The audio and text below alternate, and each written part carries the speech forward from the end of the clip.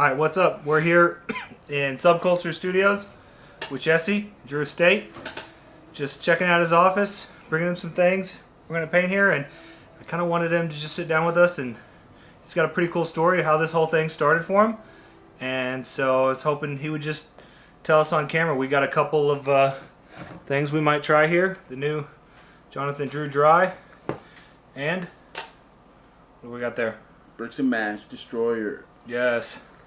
Might pour a couple of that. And have a little story time. Talk story, as they say in Hawaii.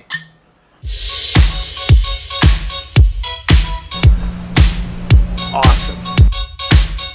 With Jessi in the Nika Rustica room.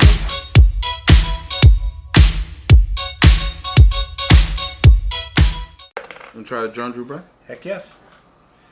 And I am smoking a Dirty Rat straight from the man himself's collection. You want to try a Bristol?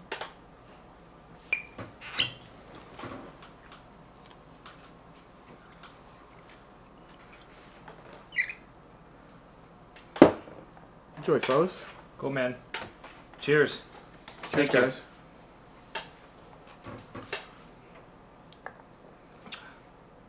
Dang, that's good and smooth. You gotta check this out too. I'm gonna come home with one of these little rat cigar holder. Heck yes. I told myself this year I didn't need to buy anything because I bought so much last year. But now I come in and get those. So, Jessi, you wanna tell your story, man? Well, my story is, like I said, more than 5 minutes. I was born in 1975 here in Nicaragua, Esteli. My family migrated in 79 to the United States. All my family became residents living in the States. I went to pre-kindergarten, elementary, middle school, high school. That's why my English is so very clear. I don't have to speak with an accent. I think I lived a normal Miami boy lifestyle. I was always into graffiti. I was always into the beaches. I was always into going to the malls, the skating rinks. And but I did get in trouble when I was young, so I was a troubled youth. I was always doing community hours because I did a lot of vandalism, and it actually worked out. My mom sent me down here in '97. I really didn't like Nicaragua. It was a lot of poverty. It was a lot of misfortune. There was a lot of underage prostitution. I've never had seen that, and I really didn't like Nicaragua in the whole because there was a lot of dirt roads and. When I was coming down in the airport, there was like destroyed helicopters on the road and stuff like that. And at the airport, stuff that I had never seen before, because living in America, you get too used to living American lifestyle. And I took a lot of stuff for granted. When I came down here, '98 after Hurricane Mitch, I met up with Jonathan Drew at a gas station. True story. I had no influence in the cigar industry. The only thing I knew about cigars were blunts. I tell everybody that. I was very ignorant. I didn't know anything about cigars. John Drew, as a mentor, he brought me in as a translator.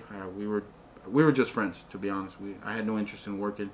I was doing his translation part-time for him. And one day he saw me scrabbling on a desk, and he was like, "Yo, man, can I have it?" I was like, "Yeah, sure, why not?" I didn't think nothing of it. That was just something that I scribbled. Next thing you know, it was like on 500 shirts. I was like, wow, you really use my art? He was like, yeah, man, I'm going to pay you for it. I was like, oh, no, you don't have to, bro. I didn't see myself as an artist to be worth of any, collateral or, funds, whatever. And John Drew was probably about 95% of his time here in Nicaragua and 5% in the States. Marvin was more in the stateside doing Marvin Samuel. He was a co-founder of the company. And I'm talking about 98, 99 is when I met John in 98. I started working for the company in 99. The reason why I started working for, my parents had gotten sick and they couldn't support, my drunken habits, as they say. They couldn't send money down here for me. So I talked to John. My dad talked to John. And John agreed upon giving me a job, a temporary job as a translator.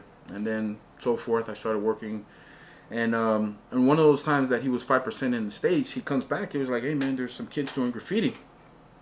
I was like, yeah, I've seen them around. He was like, it was actually me doing graffiti. And he was like, yo, talk to him. Let him know that I want artwork in my factory. I was like, really? You want that? He was like, yeah, I'll pay them. I was like, you're going to pay me if I tell you that it's me. And it was like, oh man, hook up the factory. I was like, why would you do that? I was like, because I'm from the Dumbo area. I was like, for the people that don't know, Dumbo, New York is an industrial park zone of like lofts for artists. That's where I actually met Scott Chester Acid back in the days. Scott was painting bikes for Echo, Mountain Dew. He was working for Marvel Comics also. He did a Punisher bike. He did also some industrial work for military bikes. Really, really cool stuff in industrial art, as they say. And my job started off as just painting the factory for a whole 2 years. I just painted the inside, painted the outside, painted inside. And it was something cool because I never imagined getting paid, you know, because I was getting locked up for doing vandalism, and I'm over here in Nicaragua getting paid for vandalism. You know, I was like, oh man, I can actually make a good life.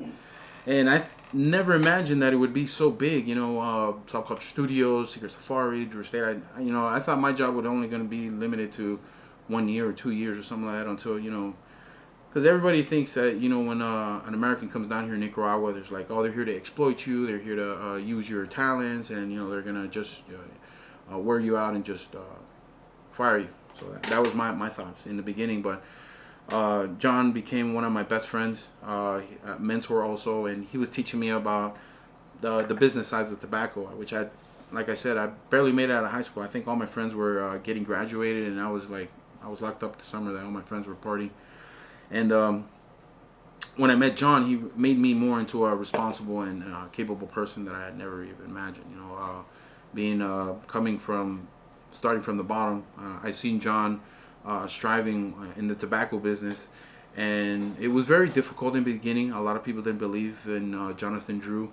They would call him the crazy gringo, the knucklehead, because everybody was like, oh, he has crazy ideas. Those cigars won't sell, you know, like the flying pig. You know, the flying pig, when it came about, it was because a lot of the natives here, the Cubanesque guys would say, oh, when your cigars sell, the pigs will fly, and boom, you know, then the birth of the flying pig, you know.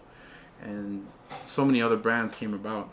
At that time, we were more concentrating on building products that had never been out there before. And like I said, I didn't know what the hell I was doing. I was working with John until like midnight, 1, 2 in the morning, and we were just making up packaging and making up cigars. He was blending his own cigars, and his table, his work area had, I would say, about 40-50 cigars on the table, burnt all around the edges, because he was putting different cigars.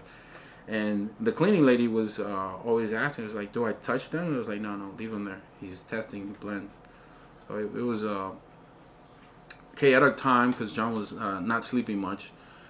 He was always on the move, moving around, making samples and stuff.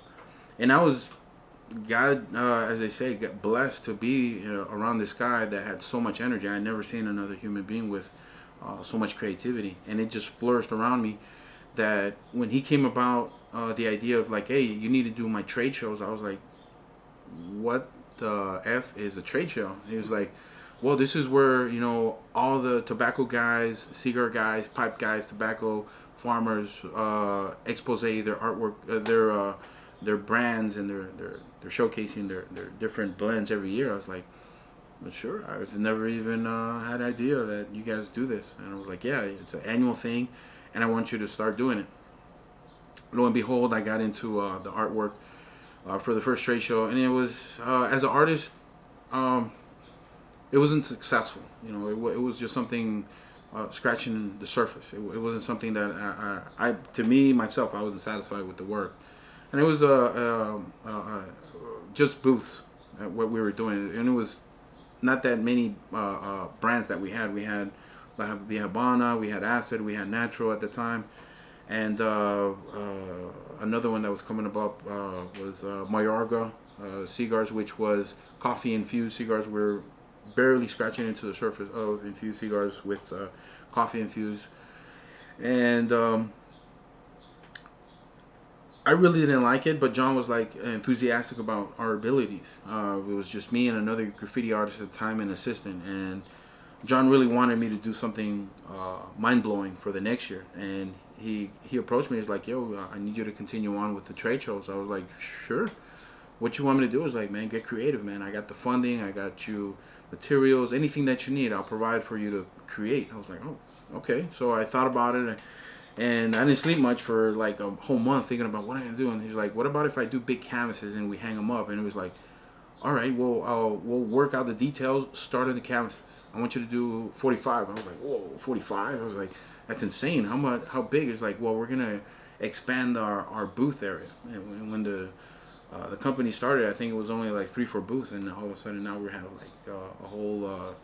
I think it was like 8 brands at the time, and it was flourishing. We had natural, but we were making different type of designs for each brand. And actually, Liga Privada came up from one of the artwork pieces that I had done on the canvas, and it's stuff that a lot of people don't know where the origins of the artwork come from, but a lot of artwork comes from the sketches and stuff that we just make. But there's another art side of the company. Joe and Rockenbach in Miami, he does the designs for the boxes and labels. Over the years, what we've been doing is I grab his designs and I rape them in different mediums. I could say that, because he will get my artwork, like the rats and stuff like that, and blows them up to different. He uses my stuff to like the water towers in the stores, in the catalogs or product magazines. So it's used in a universal climate, and I'm okay with it because I'm as an artist, I've always been more of open-minded. I've never wanted people like look at it as, oh yeah, he only did this. We've been trying to work versatile in the company for so many years and bringing different designs and products, just straight out the box, instead of like company meetings. I'm just drawing sketches and like I send them that way. Somebody sees them, or I paint it on canvas or furniture, and they're like, yo, can we do this? Yo, how much is that? Yo, how many can we produce? So it's been very good, being able to make artwork for the company. Around the trade shows, I think we marked a very unique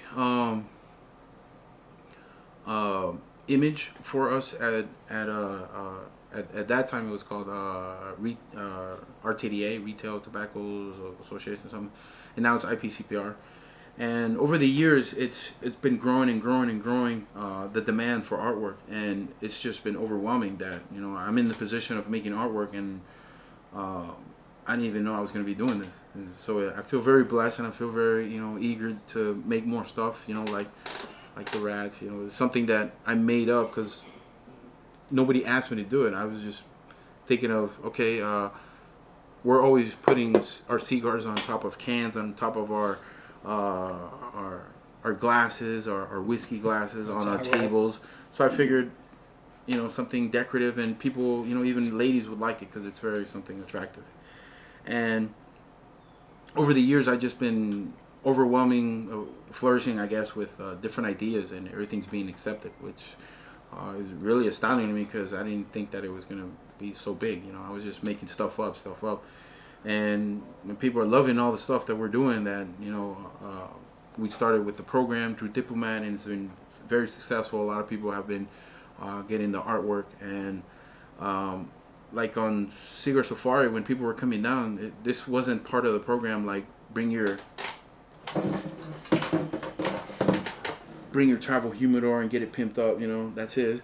That's mine I brought down here last year. So I have to do some additions. Undercrown, sun-grown, undercrown shade, and of course he's keeping it loyal with Drew Diplomat. And this started off as one of the guys on Safari. He brought down his little humidor, and he's like, yo, can you do a rat with a little graffiti? I was like, yeah, sure, why not? And I did it for him, and it took me about like 2 hours. And the guy, he was so excited, he showed all his friends on Safari, and next thing you know, I had like 14 Americans outside my office, and I was like, yo, hook up mine. I was like, sure, why not? And it started off a lifestyle program that we didn't know that was going to be, cultivated. And that's what's so cool about Drew Estate as a whole, because we're bringing a different culture that's unique and pure, instead of like, yeah, here's my cigars, here, take it, and go on. We're actually being very unified with everybody that's smoking our cigars or product around the world now. I didn't even know that it was going to be around the world stuff. I thought it was just going to be a small market, because John would tell me, it's like, yo, there's 50 stores got our product in. I was like, oh wow, I would freak out, when John would tell me, it's like, we're selling cigars in Wyoming, we're selling cigars in Utah. I was like, yo, which states we going to? I was so enthusiastic about hearing about all the distribution. I was like, oh shit, that means I got to do more art. And I think one of the craziest moments was I had just finished one of the trade shows, and it was a big thing. Finishing up because I figured I was gonna have some break time, and John's like, "Yo, man, I got some news for you." And I was like, "Oh fuck, I'm fired." Sorry for using bad words. And he's like, "No, I want you to do a La Vieja Habana painting." I was like, "How do you want that?" I was like, "Well, you figure it out. I'm the money guy. You're the art guy. You manage that shit." I was like, "All right." So, I started doing La Vieja Habana painting, and it took me about 2-3 weeks with an assistant. And I had never done an intricate art piece, step by step. It was like 32 steps to make a La Vieja Habana painting. And I'm more into like freestyle. I do a lot of freestyle graffiti, like the stuff that you see around the factory. And everybody's like, "Yo, how do you do that? Do you project?" I was like, some stuff I project, some stuff I just freehand it, And for the La Vieja Habana painting, once it was done, John comes up to me and is like, "Good, I want 1,000." I was like, "Whoa, I can't do 1,000. I'm just one little fat boy with 2 little hands." Nah, man, hire people, train them. I was like, the birth of Subculture Studios came about. In 2003, we actually had a tattoo shop. Failed. I did my best to keep it open, but a lot of people weren't ready for professional tattoos because here in Nicaragua, people are more into their lifestyle, which is food and clothing, shelter, education. But you can still get tattoos on Safari. You'll do it. Yeah. Well, I had quit actually since 2003, but then I came back in 2004, and I started doing tattoos for the guys that were coming down, visitors from John, and I was like, "Oh, this is cool. This is really cool. I like this." And 2005 trade show, 2006 trade show, 2006 he approached me. He was like, "Yo, I want you." No, 2005 he asked me to do another 1,000 paintings. At that time, I already had about 34 artists working with me, but not at the factory. I had to rent a house, and from the house, it was a 2-floor house, but I didn't use the house. I just literally just used it as an art department. I transformed it into a visual production studio. So we were doing canvas work, we were doing furniture work, and all for Drew Estate. We weren't doing stuff for anybody else. And John gave me 1,000 names, 1,000 store names, and it just blew up. I didn't know it was going to be like that. Being able to train kids from the streets and teaching them how to work in coherent as a unified company. A lot of kids don't have mentoring. A lot of kids don't have father figures here. So I was in a position to become one of the most leading artists in the city, now in Nicaragua, giving opportunities to artists that didn't have the vision of making art to being showcased around the world. And after the 1,000 paintings, after the 2,000 paintings, John came up to me. He's like, "Hey, 2005, we're gonna do these beach bikes. I want you to do the bases for them." I was like, "Oh shit, cool! I've never done it," and I did it all myself. It was like 20 paintings, and I took much pride into it, and I felt very confident with what I was doing, because I already had experience on working with Drew Estate brands. And John's like, "Yo, you just make it hot," and I was like, "All right," that's what he always asked for. I was like, "All right." It's like when you go to your favorite restaurant, it's like you don't even ask to see the menu. It's like, tell the chef to work his work, make it delicious. So I was always making it delicious for everybody. Nice. And it turned out so successful, making the trade shows, that John approached me in 2006, and he's like, "Yo, the factory, we're gonna make a factory." I was like, "What factory? We don't even have a factory." We were working out of 12 buildings at the time. We probably we're managing about 500 employees within the 12 buildings. So it was chaotic. Logistics was kind of crazy, but we loved what we were doing. And when I was doing the trade shows, I think I had to rent out like 2-3 warehouses around the city to work out of, because I didn't have a facility like I do now. And John approached me around 2005 to produce artwork for a factory that didn't exist for 2007. So he was a very visionary person. He was like, At that factory that we were operating out of, a lot of people didn't see what we were doing behind the scenes because nobody was allowed to come in. John had a sign that says, "If you don't work here in Spanish, you can't come in here." And now it's turned the tide. Now he wants everybody to come over here to see what where our operations are. And 2006, we started off having meetings for the construction and design of La Gran Fábrica, Drew Estate. And John asked me to do artwork, design, architecture, stuff I had never done before. And the architectures actually were just going to make a shell. They were just going to make something very simple. And I was like, yo, my man's going to lay down $3.2 million and you're just going to make a big, like, hen house? I was like, nah, man. Let me interrupt this meeting and we're going to come back at you and show you guys what we want. So I decided to go with a colonial city. John approved it immediately because I took him to Granada, which is a 1526 colonial city. It's one of the oldest cities here in Central America, actually. Yep. And we took the design, the architecture, the colors, and we just infiltrated it to our ideas and concepts of what we wanted to do. And it worked out so good because we had brought a home design into a work area that had never been done before. The majority of the factories in Cuba do that, but not with all the systems. And we have cameras, we have alarm systems, we have security code, we have a modern facility that's never been done. We have our own clinic. A lot of factories don't even take care of their employees that kind of way.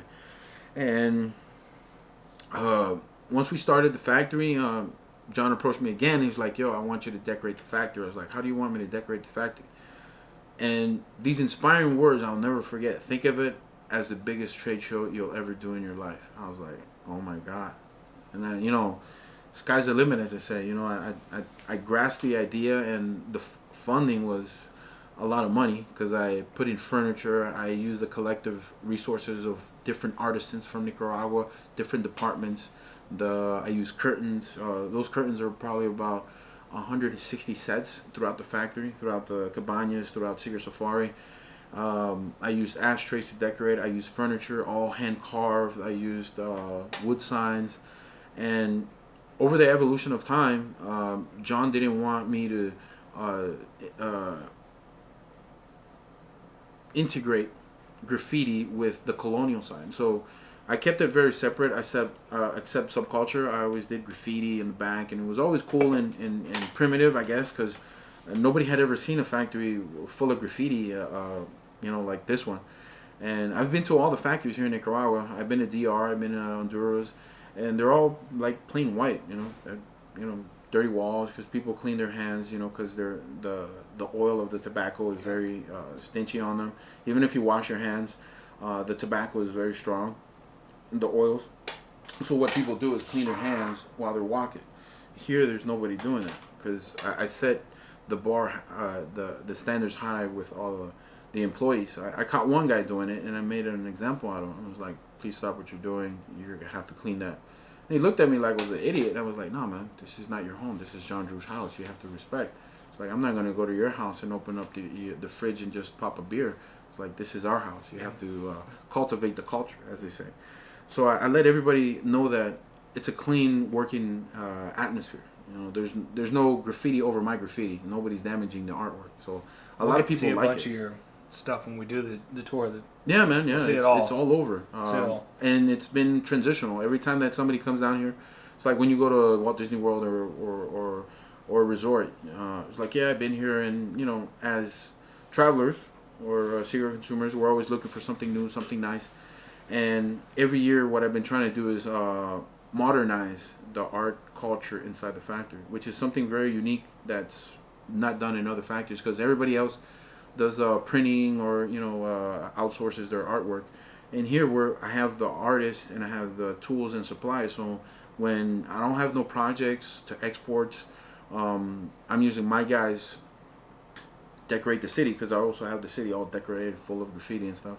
But there's other artists, but you can tell when it's a Drew Estate graffiti. Right. And inside the factory, the drive-in. Yeah, it's all over the place. What we've been trying to do is, bring a different atmosphere to the cigar smoking culture.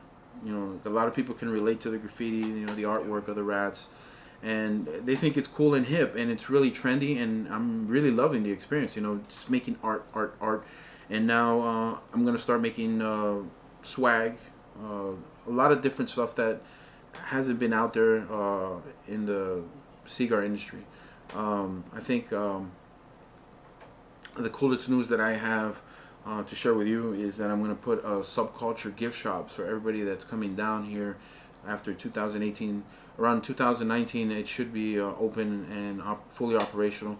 That way, anybody that's coming down here can purchase swag directly from us. So we don't have to invade your office and rummage through this stuff.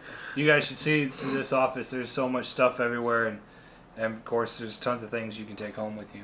Yeah, because what I've been trying to do for the last couple of years is having everybody leave with a part of our culture to their home, to their offices, to their dens. And I know that my ashtrays and my artwork and our cigars are in superintendent's offices, doctors, police officers, surgeon general, surgeons, dentist offices, captains, lieutenants, military services. Everybody has something to do with Drew Estate, you know. And when they're coming down here to Safari, it's a whole different experience. You can bring down your humidor, have it painted up, and it's more a one-on-one personal thing that instead of like going to a gift shop outside of town and getting something made by another artist. But once you know that you have something personalized from the artist here, it means more worth and more value to what your experience of Drew Estate.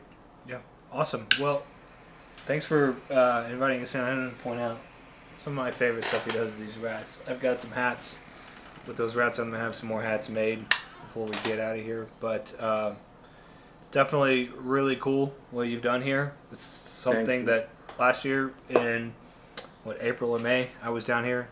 This is probably one of the things that stood out to me the most. Of course, there's artwork everywhere that I'm going to try to show the best I can and show everything. But pretty much anything painted here at Safari was you. Yeah, it's a big influence. It's a lot of responsibility, but I respect a lot of the company and the brand. So I'm anything that I do, I'm thinking about the colors, the brands, everything that's managed, because I don't want to upset anybody in from the consumers to the company. So I'm very strict on the artwork. If it's something alternative like the Sweet Janes, I'll mess around with their hairs. You know, the rats is something that I just made up, and it's very, very successful, as they say. And you know, from the cigars to the ring. Well, there you go. There. Wow. So the ring, yeah. Jewelry and stuff, which is made from Brock. So it's something different. You know, the culture that we're presenting and bringing up. It's never been done before. I know other companies are feeding on what we're doing. No animosity. I love what everybody's doing in the industry, and just trying to stay 100 steps ahead of everybody. You know. Well, I definitely have a lot of this around my house. I enjoy having it around. It's something where I walk past it and I remember. You know, I use some of it. Some of it, like these pewter ashtrays, are like after 1 year really, really, really, really gross. And some of them are up on a shelf and they'll look really nice, and everybody comes in and says, "Where'd you get that?" Yeah. I actually got it from Jessi in Nicaragua at Cigar Safari, and so that's really cool. So, excellent. Well, again, thanks for sitting down. I look forward to showing the stuff that I have made this time. And I know, here's the things, we just turn it in and we say, hey, make it awesome. And it's just going to come out awesome. That's all there is to it. So I'll keep it eye candy. Keep it eye candy. And you know that the rings and stuff, clearly I could use a lesson because I just have like a blue band on my, and then a watch. I could use some arm candy, some ring candy. I could use some bling it up. But again, appreciate it. Thank you much. Pleasure, man. And we'll see you around.